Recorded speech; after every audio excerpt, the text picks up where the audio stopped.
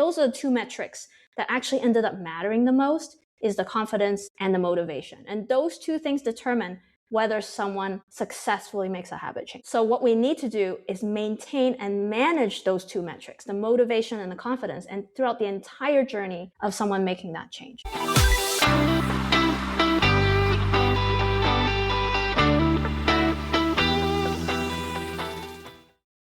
Hello and welcome to the Best You interview series. It's Gary here. Again, thank you very, very much for joining me. And today I'm delighted to be joined by 5 times Chief Product Officer, Founder and Habit Change Expert, Connie Kwan, who is here to discuss why habits don't fail because of laziness, but because identity hasn't caught up yet. Intrigued? I bet you are. I am too. Connie spent 20 years in product leadership at companies like Microsoft, Atlassian and SunPower, and what she found were that the stories that leaders tell themselves are very, very real. Now, along the way, Connie became fascinated by a pattern that she kept seeing in high-achieving executives, brilliant people who mastered every productivity system and self-help framework, yet kept reverting to the same behaviours because no one had ever helped them change the story underneath.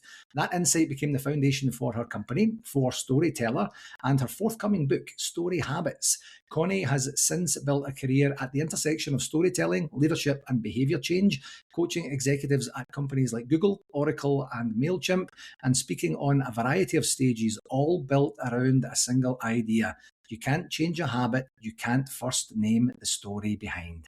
Connie, thank you very, very much for taking the time to join me today. Lovely to be here, Gary. I'm delighted. I'm really, really looking forward to this conversation because habits are kind of a thing that becomes quite a common conversation among anyone, amongst whomever it is you could come across, whether it's good habits, bad habits, habits people would like to learn, habits people would like to unlearn.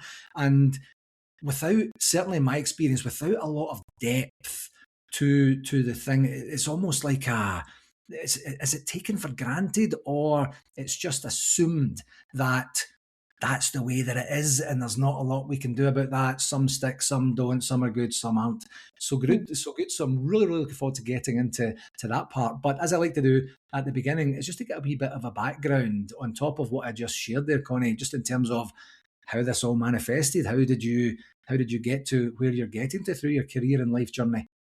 Yeah, happy to share that. So my background is in technology and 20 years in building products, building digital products mostly, although I dabbled in some hardware products as well. And so you're asking, like, why would that person write a habit book? Well, my journey took me to a health tech company that helped people, that worked on the Olympics of habit change, which is helping people quit smoking. Because you have the chemical addiction, you have the social reinforcement, you have the identity anchor, actually. Smokers say they're smokers. And that is extremely hard to move. And a lot of folks actually started that habit super early, like in their teen years when their brains are still forming and the patterns are still forming in their brain, the connections in the brain. So it's a very addictive behavior that we were successful in helping them shift. In clinical trials, we were 2 times more successful than the best-in-class solution. And you can use patches along with our program, but our program doesn't prescribe anything. It's a hardware, it's a software, and we were successful in doing that. So fast forward 5 years from there. In that time, I was teaching storytelling for product managers, because what I learned is I studied engineering, then I came out and did product management, which I love because it's at the intersection of how everything gets built. But I had a technical understanding of how the thing is built, so it's super useful in that role. But that role actually has less to do with engineering and much more to do with storytelling. Because you're given the responsibility to get something out the door, but everybody around you has different priorities. So, but you don't have direct, they don't report to you. So you can't, motivate them by changing their pay structure to make it work. So the only influence I have over them is, here's the story. Here's why we need to work together to ship this. Here's why it matters to the customer. Here are all the stories that support why we need to go do that. And if you look at community leaders, if you look at truly successful leaders, they're good at storytelling. That is what actually moves people. The paycheck helps, but the story moves people.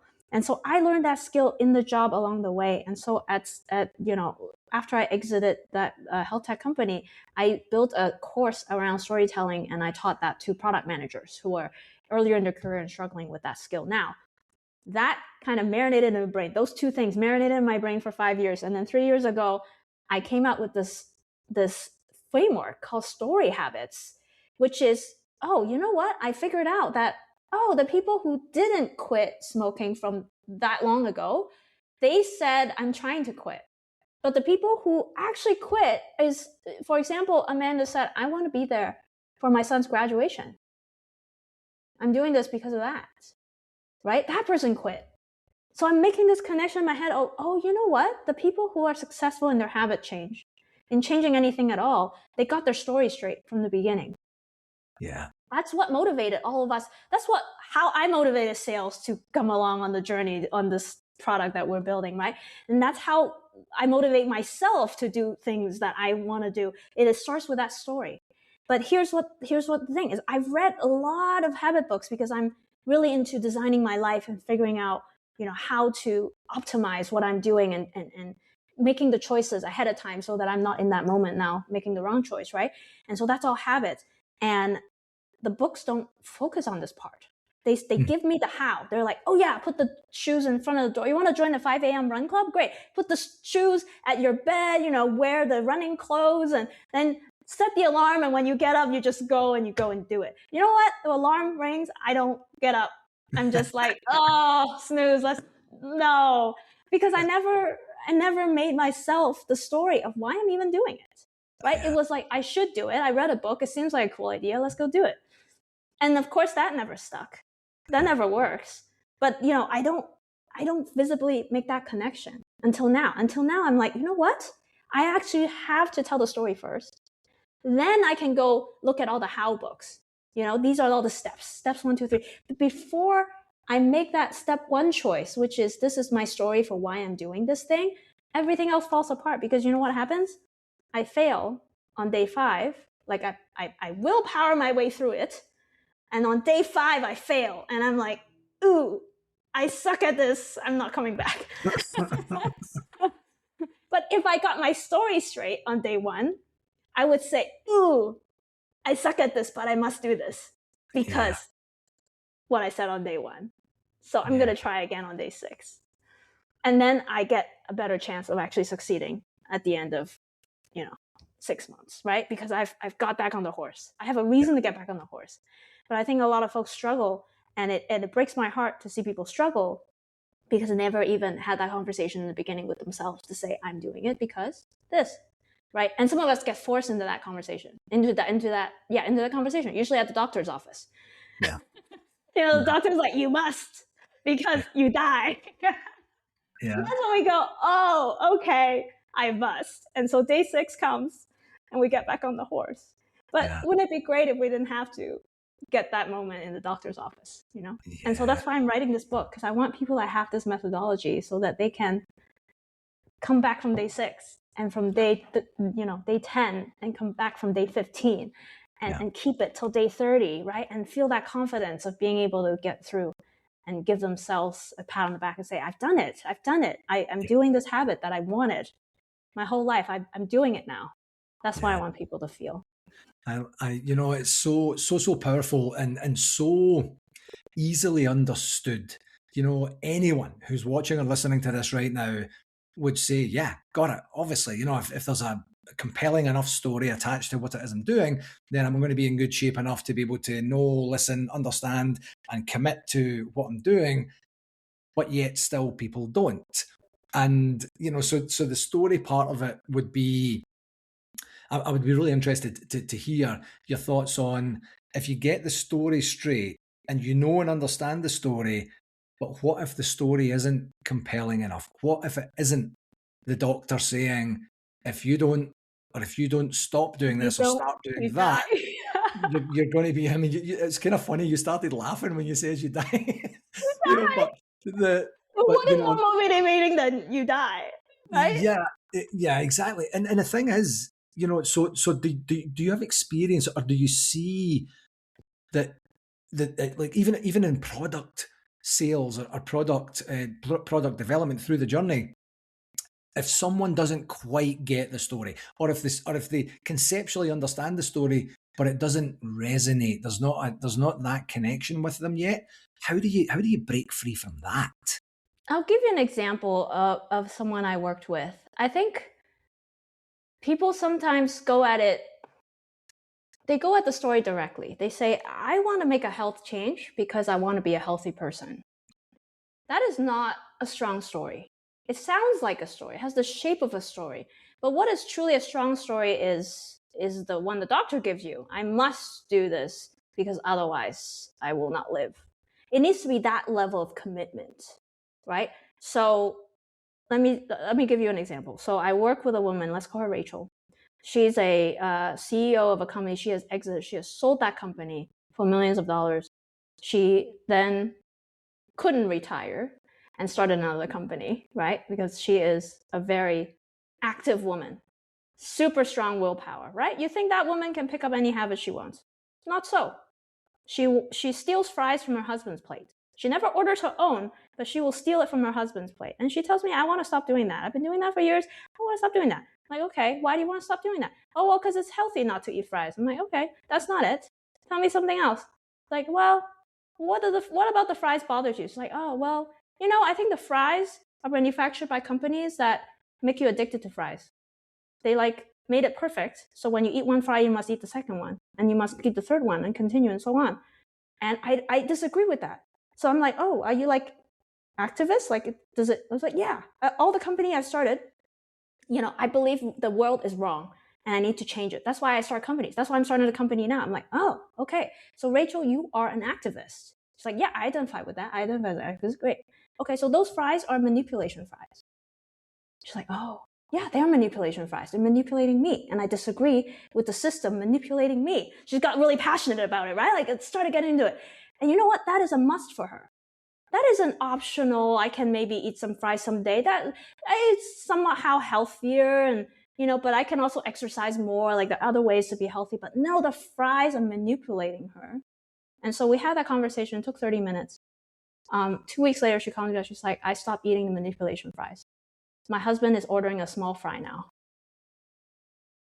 She changed her habit. She changed his habit. Well, because he was ordering for her. I'm getting my fries stolen, so I'm ordering, right? But for her, that's why, there's some psyche around. She doesn't want to order the fries, but she's willing to steal it from someone else. Yeah.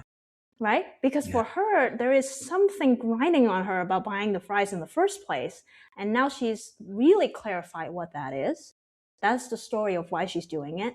And now she doesn't even steal the fries. Yeah. Which is so powerful. And we keep thinking, oh, wow, actually, we want to do this healthy thing because we want to be healthier. But you know what? That isn't. Who in the world? I've met one person maybe who's health is ooh, it's an anchor for me. It's I must, right? There are people where health is number one and it's a must. And for me, health is about respecting my parents. So that's a value for me. In that, if I respect, because they gave me my body and my existence, and I need to respect that, and I need to take care of it, right? So for me, that's the reason. So again, it's not about health. It came back to a different value, which is respecting my parents. So it's interesting how, you think, oh, you're just manipulating the words, but no, for that person, where that is the value, where being an activist is a value, it's an identity, where, not being manipulated is a value. That is the reason for her to stop eating the fries. And that reason matters. And that reason is a must. And that reason makes it happen. So the trick is to figure out what is the reason that is a must. That isn't just, it would be nice or I should, right? Yeah. But it's very hard to do it for yourself. And that's why I work with a lot of folks where we have this conversation so we can go around and figure out, well, what's the puzzle for you? How do we all get programmed in our brain as we grow up. Usually not of our own volition, but we have values that have been installed. And how can we use those values to our advantage to get the habits that we want to design for our own lives? Amazing. One of the things I'm thinking about here is, in order for, what would you say that the percentage rate would be for someone who doesn't have a story that aligns with, the compelling reason for them to do or not do something in terms of a habit formation, versus someone who does? and they buy into, believe, and respect the story. Do you have statistics out there that say you are X amount percentage more likely to follow through and sustain this habit if you have a compelling story, or is it so much? Is it difficult to quantify? That one's really hard to quantify because it's not, people don't report whether they have done that step.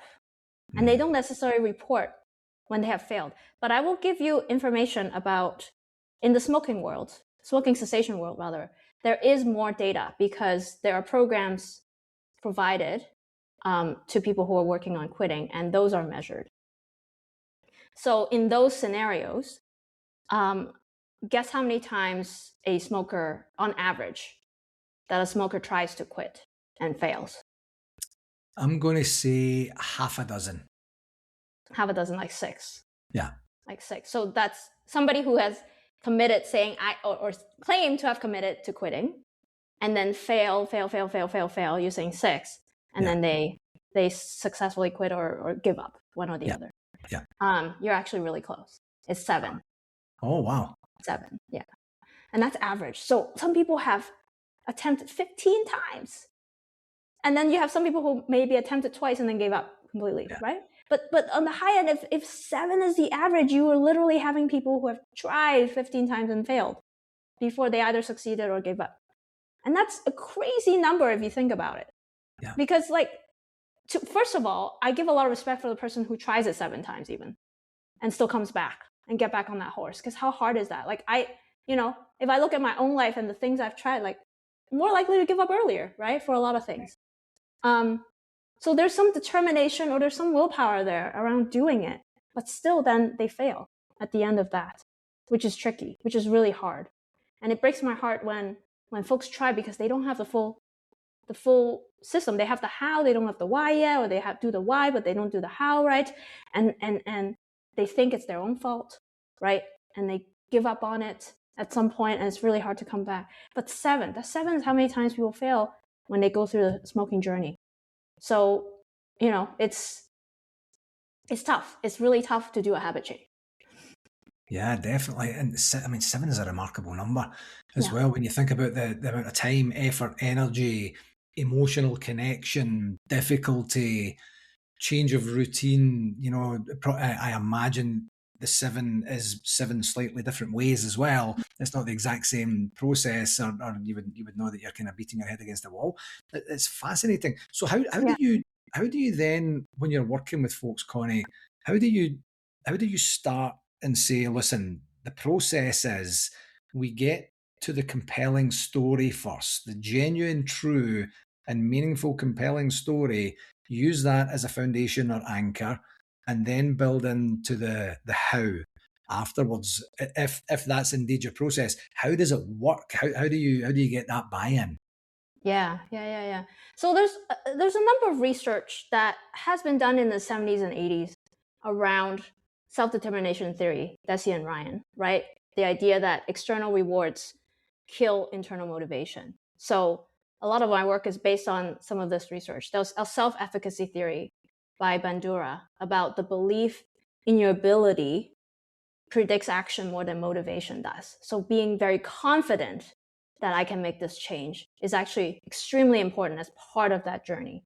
So you need both internal motivation rather than external, and you need high belief in your ability, meaning high confidence, in order to weather the storm of the habit change. Because, and when I said 7 earlier, these aren't like, oh, today it didn't work out, I'm going to try again tomorrow. It isn't like the small failures. These are the big ones. These are, when they go to a program and they say, I am now, raise my hand, I'm trying to quit. They use a coach, they get through it. At the end of some 3-month, 6-month period, they're like, I give up. And then they disappear for 6 months, a year, and then they come back in and try it. So they do that 7 times. That's what I mean by 7. So these are actually really kind of big failures, if you will, right? And so the idea is, how do we prevent these big failures from happening? Like, small failures will always happen. You always will have relapses. If you look at Prochaska and De Clemente, they have stages of change model. from 1983, that the idea is like change is a cycle, not a single decision, and you always have relapse as part of the model.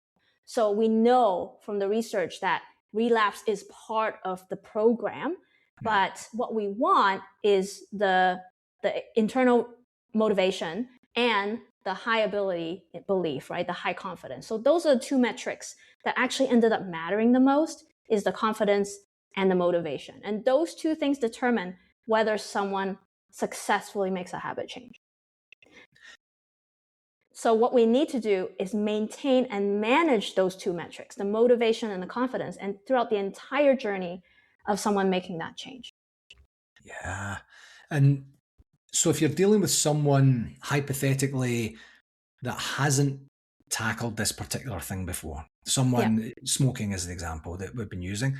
So someone says, this is my first time. I really want to get it right the first time. I've never done this before. So you're asking me to gain a level of confidence that I just genuinely have no idea whether I have it or not. Right.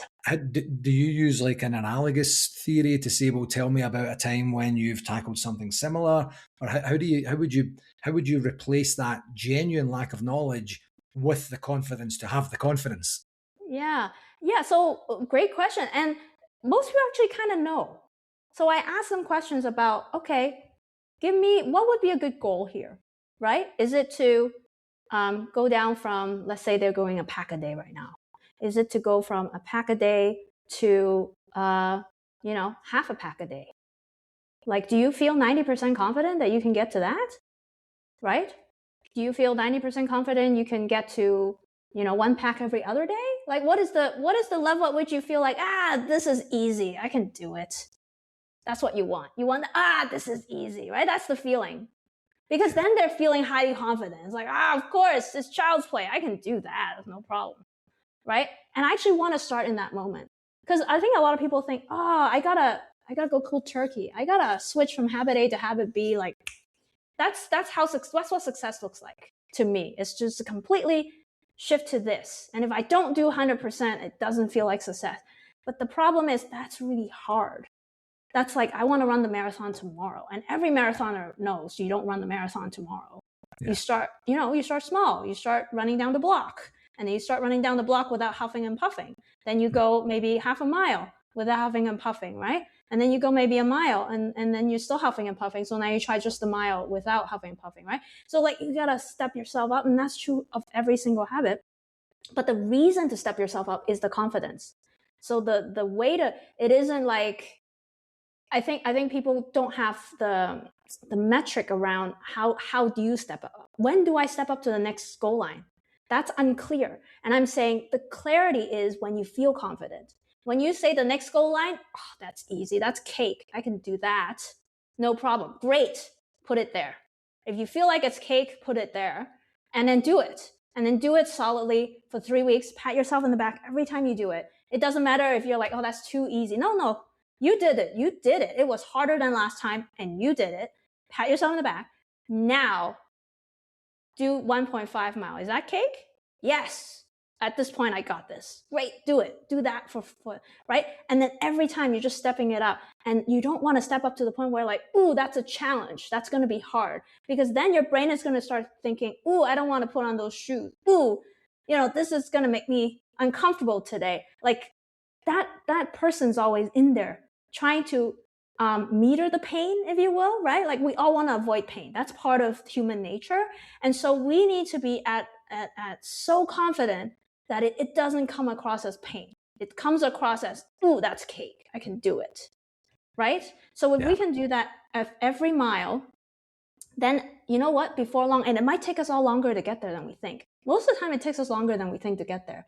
And that's the other thing is we want to rush it. We want to be like, we want to be at the marathon, a year from now. Mm-hmm. And you know what? That's a lot of pain to get to that. And it's not that people don't. Some people do. Some people have a high pain tolerance, or they have a coach that forces them out the door every week, or they're running in with a friend.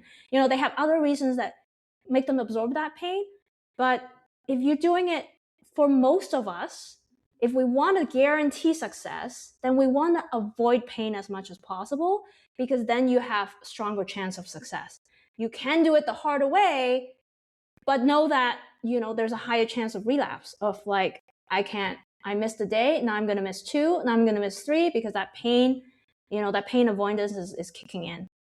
Yeah. So that's how I manage the confidence with folks that I work with. I love that. And it's, there's a lot of what I'm hearing a lot of is reality, like genuine reality to the story. So we've created a story that is compelling enough for you to say, I want to run this marathon, and these are the reasons why, and this is what I think it's going to look like. One thing I was wondering, Connie, is throughout the journey, if you continue to sustain a relationship with that person as they're working through this discernible habit change, how do you manage the ebb and flow? You talked about the journey earlier. There's going to be setbacks and the way that things are going, and sometimes you could mistake those setbacks I should say, for signs. This is not for me. This is the point where I make a decision of saying, I'm going to stop. I'm going to try something different. I'm going to take a breather. I'm going to do whatever. So how do you how do you navigate life? How do you navigate life? As you're working through this habit? Ultimate answer. Please give it to me now. You got it, Gary. Let's go. Yeah. So what I talked about just now is managing the confidence. So that's part of the picture, is making sure, right? If the person, sometimes I get clients who are like, oh yeah, no, that's cake, I can do it, because they're very high achieving, right? So they'll be like, yeah, no, I can run 1 mile, no problem. And then life gets in the way. It's not that they can't physically do it. They're like, oh no, I can physically do it. But they didn't think about, okay, when am I going to do it? What time will I do it? Oh, suddenly, my kid's school called, and I whatever time I had scheduled to go run that mile didn't happen, right? So there's other factors that causes this to fall through. And as soon as it falls through, then it impacts their identity. It impacts their feeling of, oh, I can do this. And it makes it harder to come back.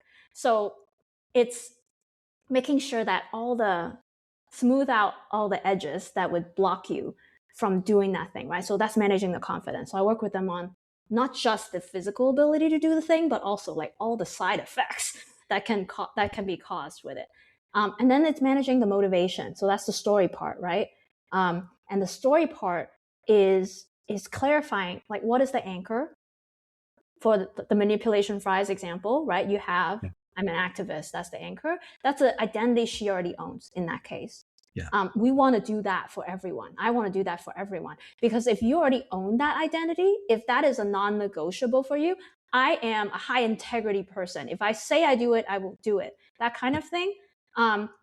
It's a non-negotiable. So there is no, like, I'm going to weasel my way around it. There is no cop to watch you do the thing. Like, it's a self-regulating habit. So it's also a habit, right? This value that you hold and how it manifests in the world. And so I try to anchor the motivation on that anchor for them. We have to find the right anchor for each person and put the balloon on it and say, this is why you're doing it. And when their lives light up and say, yes, this is why I'm doing it, that's when I know that's the right balloon and the right anchor combination for that person. And now they have a motivation. And so the way we make sure, and motivation has to say hi as well. So confidence has to be like, that's cake, 90% I feel confident I can do it. And motivation is to be like, yes, I can 100% do that. My eyes light up when you say it like this. And it's a non-negotiable for me. Of course I would do it. And so if somehow along the way, we trip and we fall and we say, okay, let's get back on the horse. Let's talk about it. Is it a confidence issue? Do you feel like maybe we made it too long? Maybe it should be half a mile instead of a mile. No, I think it's still a mile. Okay. Is the anchor wrong? Is the anchor in the balloon wrong? Is the story not whole? Is the story just, it's felt right in the moment, but now it's like, it's not a must. If push comes to shove, I'm going to show up at my kid's door and a school and figure out that thing, and this is not a must for me. I'm not going to call my partner and have them sort out the kid thing because this is not a must. I'm going to go do this other thing first, right? So then it's not a must. Like, you didn't try to work around it, right? And then we examine that again. Okay, maybe it needs to be on a different anchor. Maybe this anchor isn't strong enough, or maybe this is a new anchor. That's something that happens. People give me and we try to get old anchors. The older the anchor, the sturdier it is because all the barnacles are now growing on it. the newer anchors are kind of like, oh, maybe it's still kind of figuring out its place in your life. And sometimes people try to put on new anchor. New anchor are like the values you adopt later on. Maybe you had a life event and now you have this, high, like, I feel like community is everything to me because you had this event and now your community is a new anchor for you. But that could be new. That could be like not strong enough or something, right? So then we try to move the balloon around and see what works.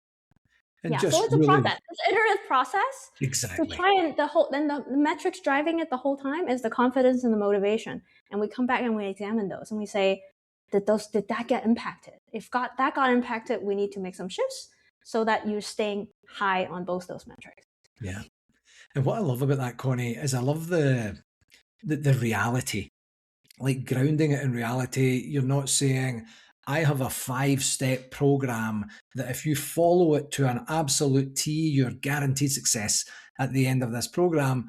It sounds like you have a framework and you have sprinklings of reality and you have an opportunity to go with the flow and navigate things as they come up, and being open to saying, yeah, that was the story. I believed the story. You believed the story in the beginning, but it was actually just part of the story, and more parts of the story have revealed themselves as you have worked through and continued and persevered with the journey. So that reality is, I think, what really would, I mean, to use the word anchor, it would really ground and anchor and draw people to this process to say, right, there's no fundamental process that can tackle my life as it is, but there are some steps, there are some checkpoints, there is a lot of concentration and paying attention to what is or isn't happening, and then that gives me the best opportunity to have the correct information when I'm supposed to have it so that I can continue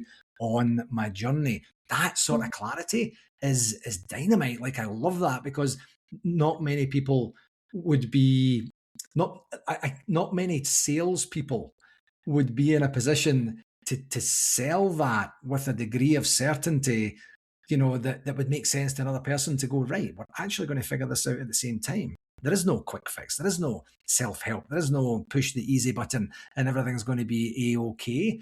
Do you feel that when you're working with people that they do appreciate that level of clarity, that it's a journey that we will figure out as we're moving forward together? Yes, absolutely. The people who come to me have already tried those 5-step program or self-help books or, do this thing. But the thing is, that is somebody else's anchor that has worked for them. Yeah. Fundamentally, it is the wrong program for you, right? I'll give you an example. I'm reducing my dessert intake by 30%. Not totally, just a little less. I'm a frugal person. I'm an immigrant. My parents are immigrants. It just kind of got baked into me, right? Didn't try to. It's just there. I'm like, okay, great. I have an anchor at Barnacles. Let's use it. So I said, okay, you know what I'm going to do? I'm going to eat only expensive dessert. Okay? Only expensive ones. I go down to the Mademoiselle Colette. I eat the $10 slice of cake. One slice, $10. Wow. Ooh, that's so expensive. I could put a whole cake if I go to the store, right? So expensive and really hard to eat again in like the next day, right? I'm gonna have to wait 2 weeks or 3 weeks when it's time to reward myself. Okay, maybe I'll get that $10 slice of cake, but I'm an expensive dessert eater now. I don't eat the cheap stuff. I don't eat the $5 box of cookies from the Safeway. So, and you know what? It just works. I don't have to use willpower for it. I don't buy those cookies because that's just not who I am now. I only get fancy dessert and I deserve it when I get it and I love it. I'm actually really happy that when I get that dessert, but it only works for me because I have frugal and it's a very strong anchor for me. If I give this to somebody else, if I write a book about here's how you can reduce, all these people are going to just have really expensive dessert habits, right? It's just going to break their bank. It's not going to help them at all, you know? So again, it's very personalized, right? Like we can have, and I have a podcast where I bring people on and we have a conversation about because what I want to do is put a lot of examples out into the world. So, maybe you also have frugal and maybe you also want to work on dessert. Maybe you can try this balloon, but I don't guarantee that this balloon will work for you. I do guarantee that if you try different balloons, that at some point you will find your balloon and I can guide you through that process. but everybody has their own balloon and anchor pair that will work like magic for you. And the trick is to figure out what that is. And when you figure that out, then it isn't oh wow, I'm going to be on this 5-year journey to try and, no, you have your story straight from the beginning. And then you're going to try things and you are going to fail. But every time you get back on that horse, you're going to have a clear story of like, I'm getting back on this horse because of this. And you'll be back on the horse again. And yes, every change journey will take multiple tries because like I said, right? We know that stages of change from Prochaska, it's failure is part of the model. So failure will happen, but the ability to tackle the failure is so good when you have the story right. And if you can manage also your confidence along the way and figuring out, right, you have the methodology for that, then you're ace. You're on the path and you can choose any habit you want to change and use this method to dial it in, to figure out your balloon, your anchor, got your story, and then, okay, figure out the confidence level and off you go. And I wouldn't recommend doing 10 at once or even 2 at once. Just do 1 at a time. But it shouldn't take you 7 hard fails to do it. It takes a lot of tweaks and a lot of observation of what works, but it should be within months, within, maybe a year if you're really slow at it. If you're like, I have no idea what my anchors are to start, right? Like, I have no idea. Once you figure out, then you have a system. And you guess what? If you've clarified your anchors, then the next try is so much easier. The next try is like, okay, off we go. Let's go find those balloons. Let's try them on. Yeah. This one's sticking. Let's go. Okay, let's do it. Right. So it works every time, but you gotta kind of lean into the process and try it, and then realize, wow, finally, this is, sometimes people go to the gym because they bought a gym membership, which then they just end up paying money to the gym. The gym loves it. Some people go to the gym, they're like, oh yeah, my friends are there, so now I'll go, right? And that works for some people, but the social pressure thing doesn't work for everyone. It only works if your anchor is like commitment to your friend or commitment to, right, building relationship. That's not an anchor for everyone, but we try to sell it as, oh yeah, that's going to work for everyone, but it really doesn't. So we end up trying other people's anchors and we fail and we feel bad. And I'm saying, stop trying other people's anchors. Find your own.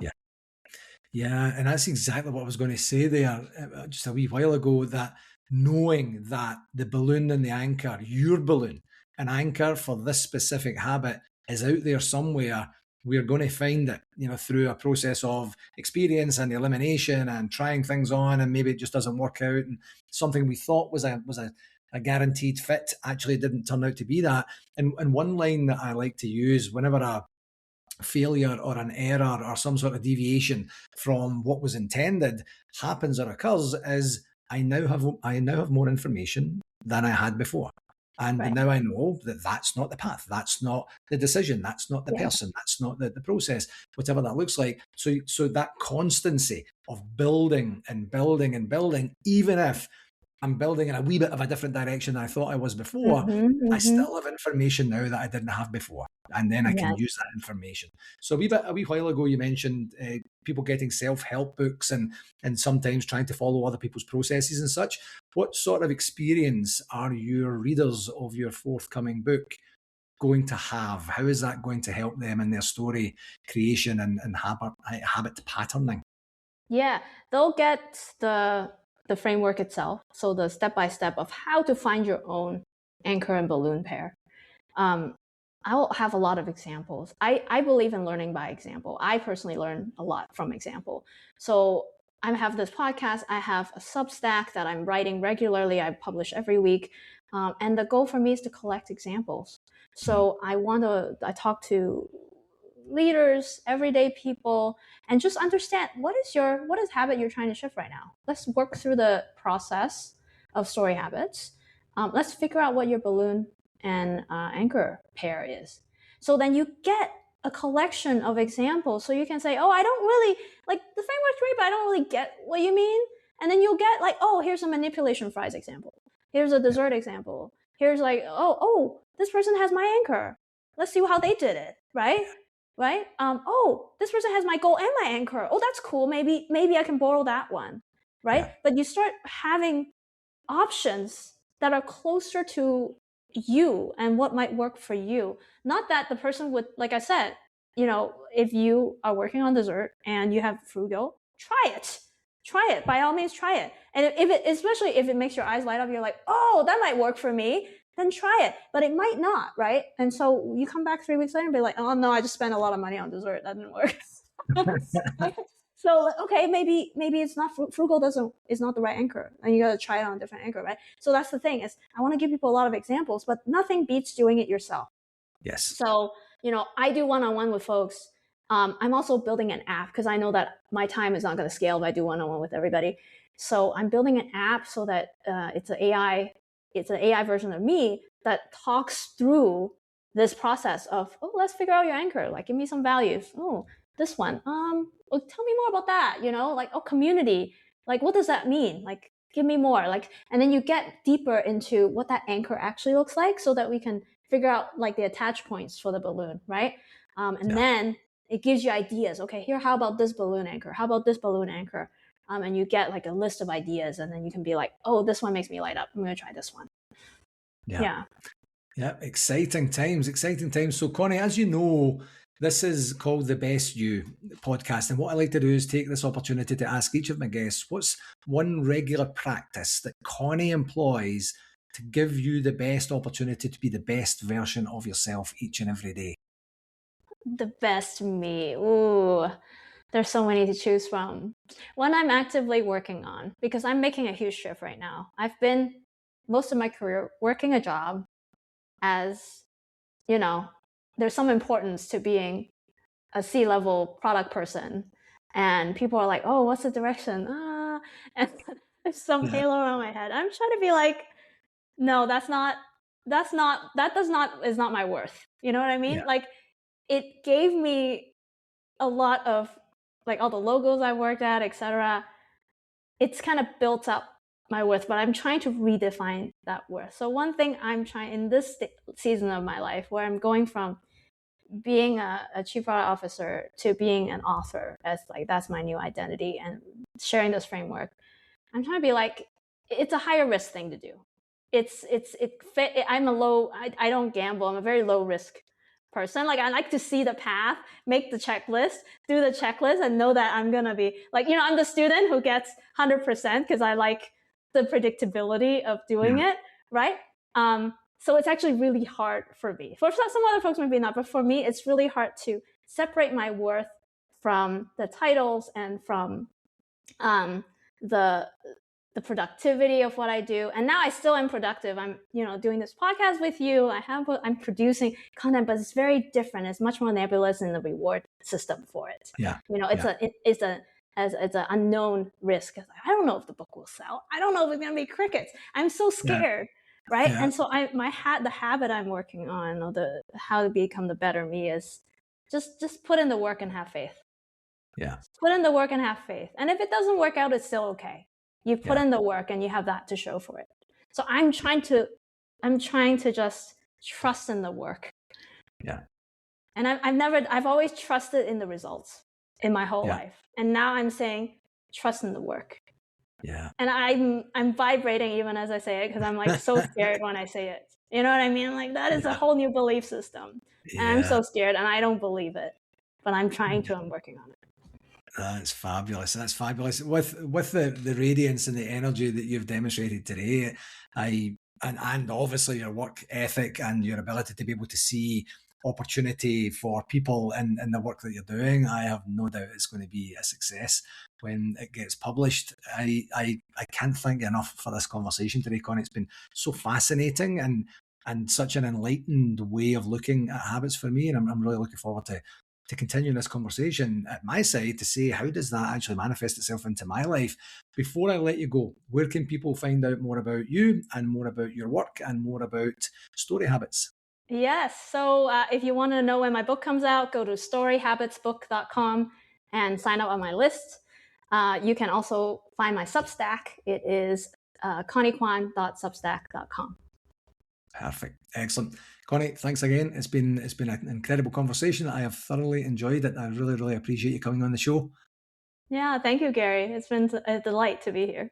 Hello again. Thanks again for tuning in to this episode, and I do hope that you found it valuable and gained some insights. I do have an ask for you. If you enjoyed this podcast, I would absolutely love it if you would connect with me on my socials, and that's at LinkedIn, Facebook, and YouTube. Just search for my name and do whatever it is you need to do there to follow me and stay updated with all the latest content, tips, and discussions. And for any more resources that you're looking for, feel free to visit my website, garygillen.com. And while you're there, you can book a free, no obligation 30-minute coaching call directly with me through the site. Whether you're looking to enhance your performance or tackle a new challenge, I'm absolutely here to help you succeed, and I would absolutely love to hear from you. Thanks very much again, and until next time, keep pushing towards your goals and getting better each and every day, my friend.